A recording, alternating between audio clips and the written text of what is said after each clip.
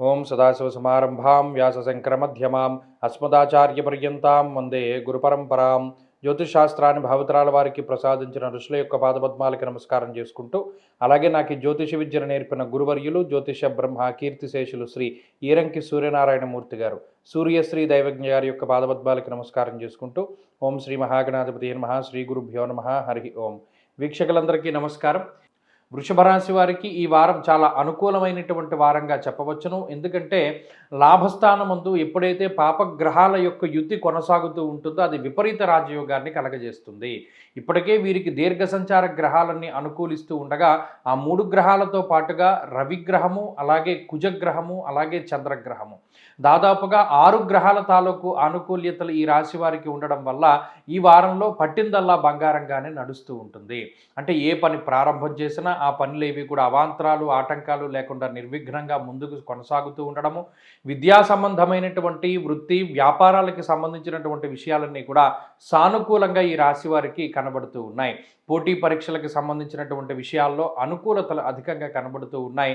అలాగే ఆర్థిక లాభాన్ని కలగజేసేటువంటి పరిస్థితులు ఈ రాశి వారికి ఈ వారం ఉండబోతూ ఉన్నాయి. ఆదాయ మార్గాలు పెంచుకోవడానికి ప్రయత్నం చేస్తూ ఉండేటువంటి వారికి మంచి ఫలితాలు కనబడుతూ ఉన్నాయి.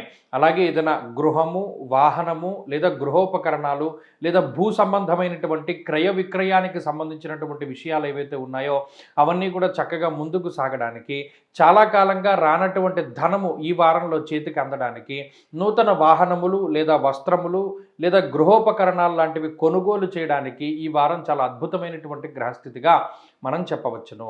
అలాగే ఈ వారంలో ఆర్థిక లాభం కనబడుతూ ఉన్నది. ఆరోగ్య పరిస్థితులు బాగుండబోతూ ఉన్నాయి.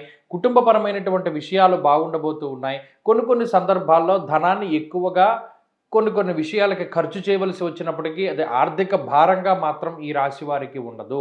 ప్రత్యేకించి ఖర్చుకు తగినటువంటి ఆదాయాన్ని వీరు పొందగలుగుతూ ఉంటారు.